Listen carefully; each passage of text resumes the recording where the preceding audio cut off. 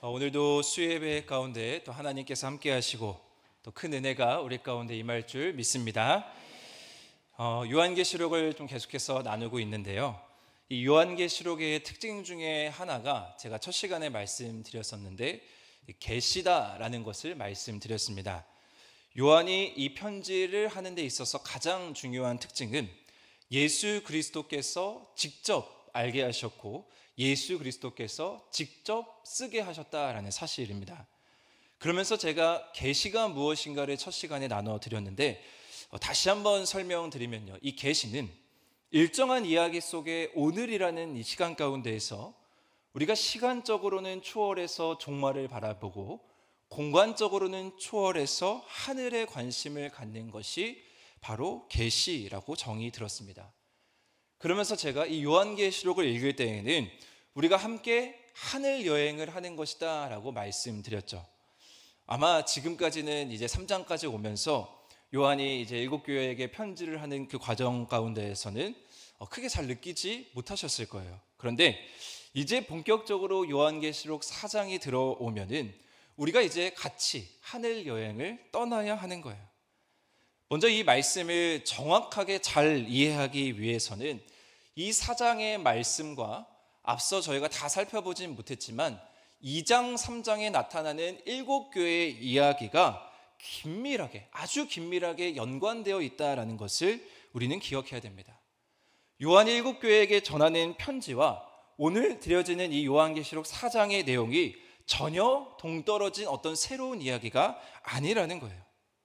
자, 왜냐면요, 2장, 3장에서 소아시아의 7교회한테 편지를 기록하는 것은 이 땅의 이야기들입니다. 이 땅에서 교회들이 겪고 있는 문제들, 어려움들, 그것을 가지고 하나님께서, 예수님께서 요한을 통해서 편지하는 것이죠. 그런데 이제 거기서 그치지 않고 요한은 이 땅의 교회들이 이 땅만 바라보는 것이 아니라 하늘을 바라볼 수 있게 요한계시록 4장, 5장 그 이유를 계속해서 요한에게 말하고 있는 겁니다. 자, 이 말씀이 왜 교회들에게 중요하냐면 이 당시 상황이요, 하나님의 종들이 여기저기에서 비참하게 죽임을 당하고 또 교회가 짓밟히고 박해를 당하는 그 순간 가운데에서 하나님께서는 요한을 통해 무엇을 보여주고자 하시는 것이냐? 하늘에서, 이 땅에서 일어나는 일이 아니라 과연 하늘에서는 어떠한 일이 벌어지고 있는 것인가?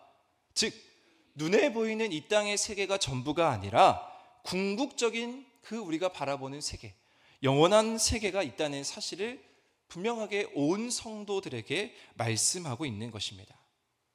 따라서 이 말씀은 우리에게도 무척 중요한 말씀이죠. 우리가 오늘 왜 이 땅 가운데 믿음으로 오늘을 살아갑니까? 그 이유는 이 땅이 전부가 아니라는 사실을 우리는 분명하게 알고 있기 때문입니다. 하나님의 때가, 예수 그리스도의 다시 오실 때가 분명히 있다라는 것을 압니다. 그렇기 때문에 우리는 오늘도 묵묵히 십자가의 길을 걸어가고 좁은 문, 좁은 길을 가는 것입니다. 특별히 믿음으로 이 수요예배 자리를 지키는 우리 성도님들, 오늘 이 말씀을 통해서 하늘의 놀라운 세계를 우리가 더 깊이 묵상하고 아름다운 그림을 그리면서 영원히 주님을 찬양하고 예배하는 모두가 되시기를 축복합니다. 3장과 4장을 연결하는 그 연결고리의 핵심 말씀이 무엇이냐면요, 마지막 교회였던 라오디게아 교회한테 보내는 편지에 이렇게 기록되어 있습니다. 3장 21절인데요 한번 다 같이 읽어보겠습니다. 시작.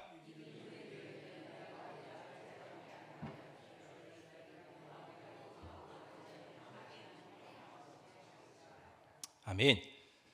7교회에게 편지하는 각 교회의 마지막에 귀 있는 자들이여 성령이 하는 이야기를 들을지어다 라는 말씀과 또 한 가지 각 교회한테 동일하게 주어지는 말씀이 무엇이냐면요, 이기는 자에게는 내가 이러한 일들을 행하겠다라고 각 7교회에게 말씀을 전합니다.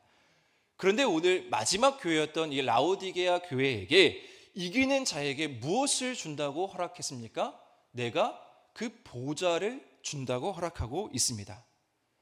즉 이 땅 가운데에서 일어나는 일들을 이제 다 접어두고 우리가 이기는 자가 주어지는 그 약속, 축복, 보좌, 그 보좌에 함께 앉게 하는 축복을 우리에게도 허락해 주겠다라는 하나님의 약속의 말씀입니다. 그런데 이 말씀이 그냥 끝나면 안 되잖아요. 그래서 요한은 이제 그 보좌에서 어떤 일이 일어나고 있는지, 하나님께서 정말 선명하게 보여주시는 그 보좌 안에서 어떠한 일들이 펼쳐지고 있는지를 다시 한번 환상을 통해서 분명하게 깨닫고 이제 요한계시록을 계속해서 펼쳐가고 있는 것입니다. 따라서 앞으로 보게 될 요한계시록 4장, 5장은요, 요한계시록을 이해하는 데 있어서 가장 중요한 장이다, 가장 핵심의 장이다라고 생각하시면 되겠습니다. 하나님 나라의 핵심이 바로 이 하나님의 어린 양 보좌인데, 그 보좌 환상이 장엄하고 위험 있게 펼쳐지는 이 4장, 5장의 말씀이 이 요한계시록 전체를 이끌고 가고 있다라고 생각하시면 됩니다. 자, 그렇다면 이제 요한이 또 다시 한 번 더 보게 된 이 환상의 내용이 무엇인지 우리는 말씀을 좀 깊이 살펴보도록 하겠습니다. 4장 1절 말씀에 보니 2일 후에라고 기록하고 있죠. 이 2일 후에는 앞서 요한이 한번 7교회한테 편지를 하기 전에 환상을 봤습니다. 촛대 사이를 거니시는 그리스도의 환상, 교회를 주관하시는 그리스도의 환상을 보고 이제 7교회한테 편지를 했죠. 그리고 7교회한테 편지를 하고 난 뒤에 2일 후에 이제 어떤 일이 일어나냐면, 내가 보니 하늘에 열린 문이 있는데 내가 들은 바 나팔 소리 같은 것이 음성이 올라오며 말씀하며 마땅히 일어날 일들을 보여주고 있습니다 라고 기록합니다. 자, 여기서 저희들이 먼저 이 말씀에서 주목해야 되는 단어는 무엇이냐면 바로 열린 문입니다. 열린 문이라는 이 열린이라는 단어는 성경 원어로 보면은 수동태로 쓰였습니다. 자, 그런데 이게 왜 중요하냐면 이 하늘의 문, 이제 요한이 환상을 바라보는 이 하늘의 문이 누군가에 의해서 열려졌다라는 거예요. 요한이 직접 열고 그 하늘문의 환상을 보고 들어가는 것이 아니라 누군가에 의해서 이 열린 문이 열려 있다라는 겁니다. 누가 여셨겠습니까? 하나님께서 이 문을 직접 열어주셨다라는 거예요. 요한이 환상을 보는 이 모든 과정에서 하나님이 직접적으로 하나님이 모든 것을 행하신다라는 것을 우리는 먼저 분명하게 확인할 수가 있습니다. 그래서 이제 요한은 성령에 감동되어서 이제 하늘 보좌, 하늘에서 펼쳐지는 일들을 보게 됩니다. 먼저 이 말씀을 살펴보기 전에 저는 우리 성도님들과 이런 축복을 나누기를 소망합니다. 우리에게도 이러한 성령의 감동이 우리 삶 가운데 더 많이 나타나기를 축복합니다. 우리가 기도하는 가운데, 우리가 예배하는 가운데 하나님의 성령의 인도하심이 우리 삶 가운데 더 깊이 나타나기를 축복합니다. 그래서 이 환상이 요한에게만 주어지는 환상이 아니라 우리에게도 선명하게 보여줄 수 있는 그런 환상이 되기를 축복합니다. 자, 이제 보좌 위에 앉으신 이가 있었고요, 그 모습을 묘사합니다. 이 보좌는요, 드라마 사극을 보시면 이제 왕이 있고 주변에 막 많은 신하들이 쫙 있잖아요. 그런 모습을 생각하시면 이해하기가 쉬우실 것 같아요. 세상의 모든 역사를 주관하시고 이 나라를 통치하시는 하나님의 모습입니다. 이 땅의 교회들이, 이 땅의 성도들이 하늘과 땅을 주관하시는 하나님 한 분만을 바라보는 그곳이 바로 보좌라는 거예요. 자, 그리고 이제 앉으신 이의 모양이 3절부터 본격적으로 기록되어 있는데 우리 3절 한 번 더 읽어보겠습니다. 시작.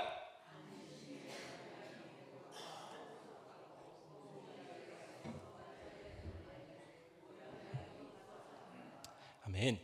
오늘 말씀은 좀 이렇게 성경을 읽으면서 잘 따라오셔야 되는데요, 앉으신 이가 보좌에 있었습니다. 그 앉으신 이가 어떤 모습을 하고 있었냐면요, 벽옥과 홍보석과 무지개가 있어 주위를 둘렀는데 녹보석 같다라고 기록하고 있습니다. 자, 이 보석들이 하나하나 어떤 의미를 갖느냐라는 것을 파악하는 것보다 더 중요한 것은요, 이 보석들이 왜 이 본문에서 쓰였냐인데, 고대 사회에서 대표적으로 아름다운, 그러니까 말 그대로 찬란한 보석의 대표가 바로 벽옥, 그리고 홍보석, 녹보석이라고 합니다. 그래서 벽옥 같고 녹보석 같고 녹보석 같다라는 이 모습을 통해서 하나님의 찬란한 모습, 하나님의 그 영광스러운 모습을 먼저 보여주고자 하는 것입니다.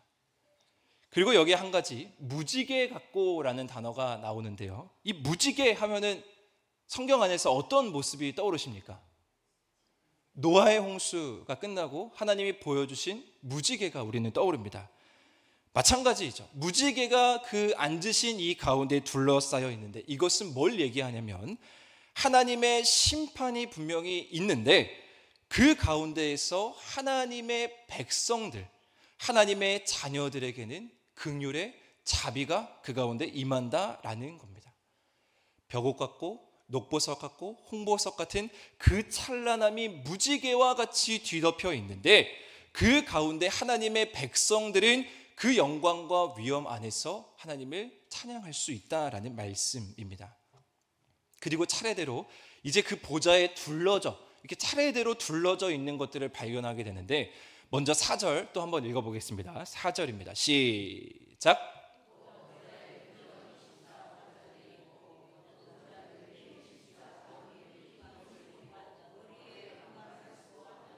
아멘. 그 다음에 누가 등장하냐면요, 24 보좌가 있고 그 24 보좌 가운데 24 장로들이 흰 옷을 입고 머리에 금관을 쓰고 있다라고 기록하고 있습니다. 자, 여기에서 요한이 본 24 장로가 누구일까? 이 24라는 숫자는 구약 역대상에서 그 근거를 찾을 수가 있습니다. 역대상 24장, 25장, 26장에 보면은 24라는 단어가 계속해서 반복해서 등장하는데요, 다윗이 정한 제사장의 등급이 24번, 그러니까 24까지 등장하고요, 또 레위 지파 안에서 예배를 인도하는 그 예배 지도자들이 24명으로 등장합니다. 또한 레위 족속 가운데 성전 문지기가 있는데요, 그 성전 문지기가 24명으로 등장을 합니다.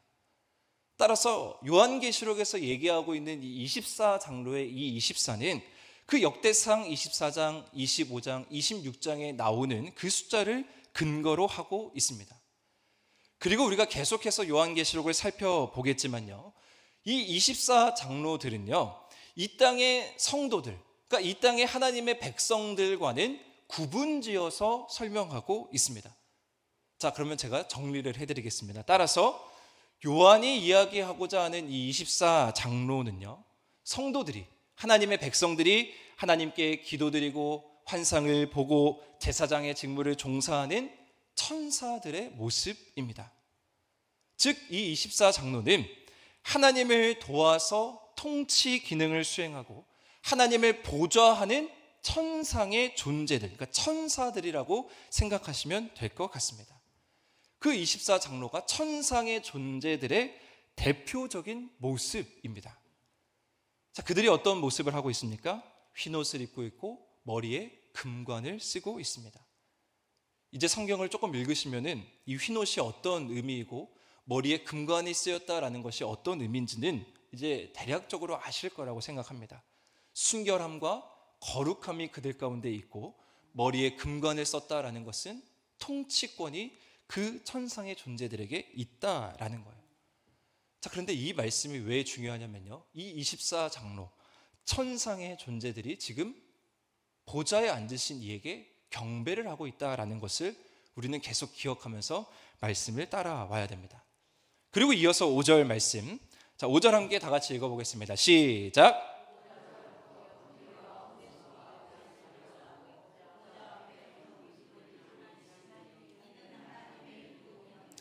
자, 6절을 좀 한번 이어서 같이 읽어보겠습니다. 6절 한번 네, 읽어보겠습니다. 시작.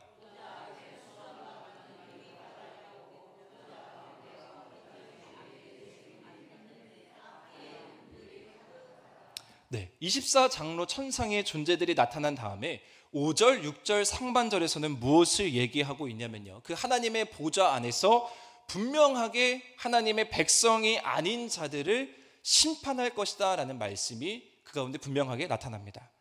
보좌로부터 번개와 음성과 우레소리가 났다라는 것은 전형적인 심판을 선포하시는 하나님의 모습입니다. 고난받고 있는 이스라엘 백성들이 이 땅 가운데에서 살아가고 있는 7교회, 모든 교회의 사람들이 기억해야 되는 메시지가 무엇이냐면, 마지막 때에 하나님의 때에 번개와 음성과 우레소리 같은 그 심판이 우리 삶에 분명하게 임한다라는 거예요. 자, 그렇기 때문에 우리가 오늘을 믿음으로 살아가는 겁니다. 우리가 그렇기 때문에 오늘 우리가 포기하지 않고 낙심하지 않고 하나님의 그 영광을 바라보면서 살아갈 수 있게 된다라는 겁니다. 6절 말씀도 마찬가지인데요. 여기 보면은 유리바다라는 말씀이 나오는데, 이 바다도 전형적인 성경 안에서 심판을 의미하는 단어가 바다입니다. 자, 그런데 이 바다가 수정과 같은 유리바다, 아주 선명하고 맑은 바다로 묘사되어 있습니다. 왜 그렇습니까? 하나님이 그 바다는 악하지만 그 바다, 악한 그 바다의 모습을 잔잔하게 하시고 수정과 같이 유리같이 아주 맑게 하시는 분이 바로 우리 하나님의 능력이다라는 것을 보좌의 환상에서 보여주고 있습니다. 보좌에서 우리는 분명하게 이 사실을 보게 되는 거예요. 악의 세력은 멸망하게 되고 심판받게 된다라는 사실입니다. 그렇기 때문에 이 땅의 그리스도인들은 이 말씀을 붙들고 최후 승리를 위해서 믿음으로 견디고 싸워야 하는 거예요. 바울이 그렇게 외쳤던 복음의 메시지가 우리가 이 하늘 보좌를 바라보면서 깨달아지지 않으십니까? 바울이 복음 전하는 것을 전투라고 표현하고 전쟁에 빗대어서 표현하고 인내를 그렇게도 강조했던 이유가 바로 여기에 있습니다. 하나님의 영광스러운 보좌 안에서 결국 악의 세력이 멸망하고 최후의 날에 심판하는 일이 분명하게 있기 때문입니다. 자, 그리고 그 보좌 주위에 무엇이 있냐면요, 6절 하반절 말씀에 읽었던 것에 보면은 네 생물이 있습니다. 네 생물이 이제 24장로 그 뒤에 네 생물이 보좌를 감싸고 있습니다. 에스겔서 말씀에 보시면 이 네 생물이 등장하는 것을 알 수 있습니다. 그런데 오늘 본문은 에스겔서에서 등장하는 그 네 생물의 얼굴의 순서와는 조금 다릅니다. 그러나 분명히 그 에스겔서의 영향을 받았을 텐데, 이 네 생물은 사자 같고 송아지 같고 얼굴이 사람 같고 독수리 같고 6날개가 있고 눈들이 주위에 가득한 모습입니다.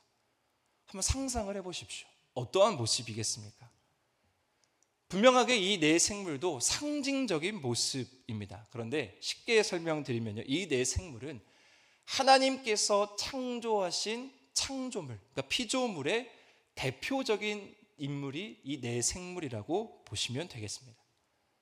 자, 따라서 제가 이제 쉽게 정리를 해드리겠습니다. 앞서 24장로는요, 천상의 대표자들이 24장로입니다. 그리고 이 네 생물은 피조물의 대표자들이 네 생물입니다. 이들이 이제 어떤 모습을 하고 있는지가 오늘 말씀의 가장 중요한 핵심적인 말씀인데요, 우리 8절 말씀 함께 다 같이 읽어보겠습니다. 다시 시작.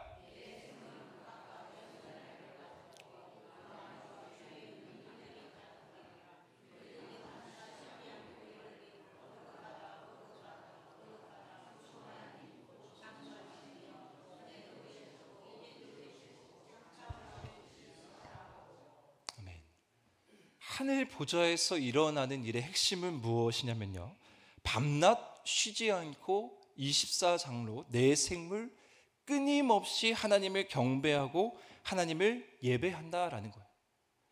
밤낮 쉬지 않고, 물론 하늘의 시간은 다르겠지만 우리의 시간으로 생각하면요, 24시간 동안에 하루 주어지는 그 모든 시간 동안에 거룩하다 거룩하다 거룩하다 고백하면서 온 땅에 충만한 하나님의 거룩하심과 영광을 노래하는 것이 바로 하늘 보좌에서 일어나는 일이다라는 겁니다.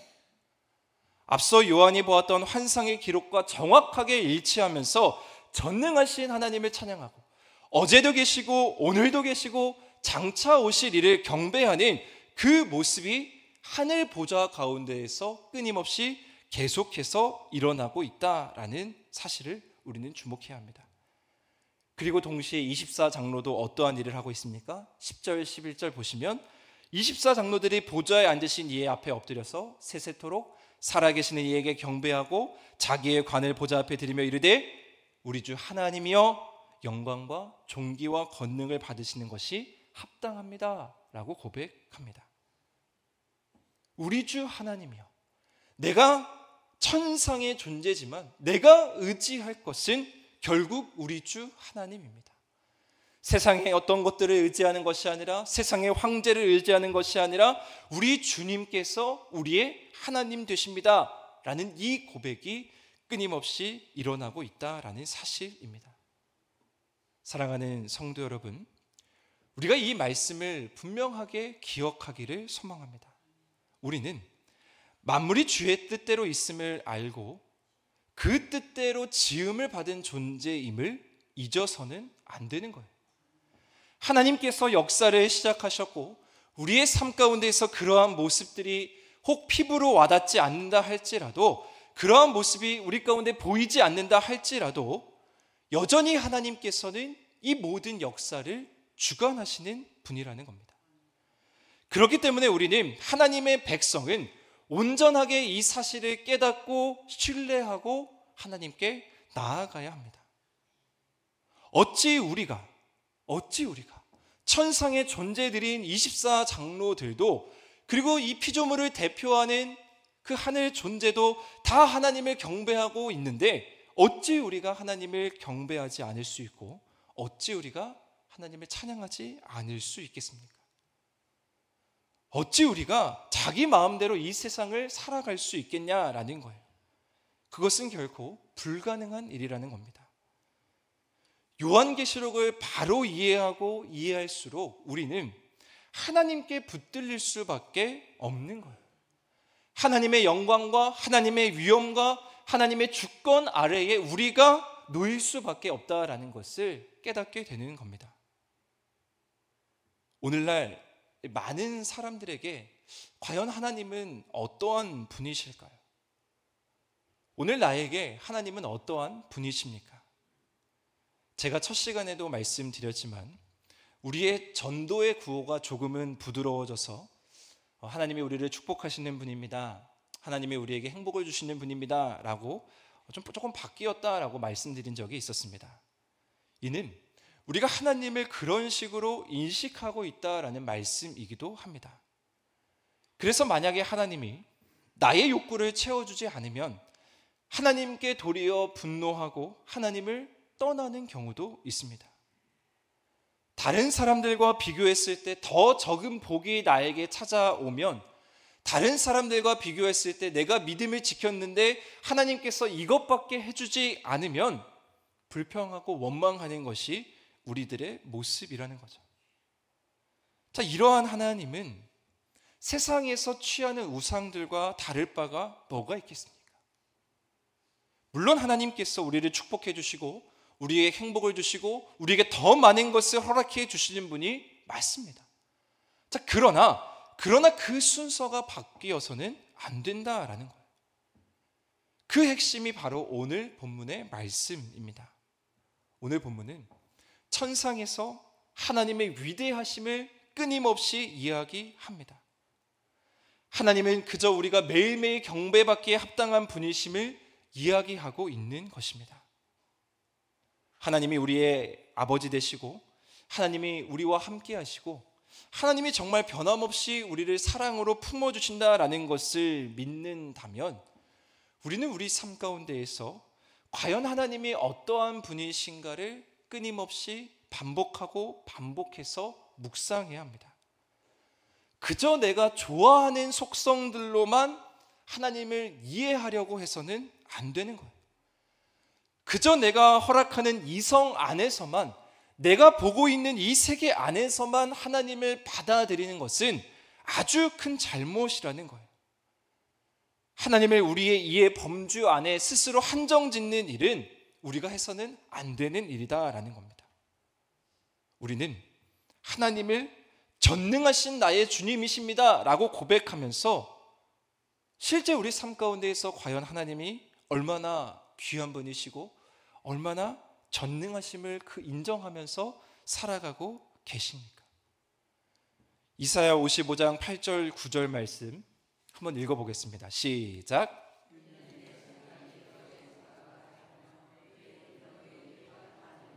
여호와의 말씀이니라.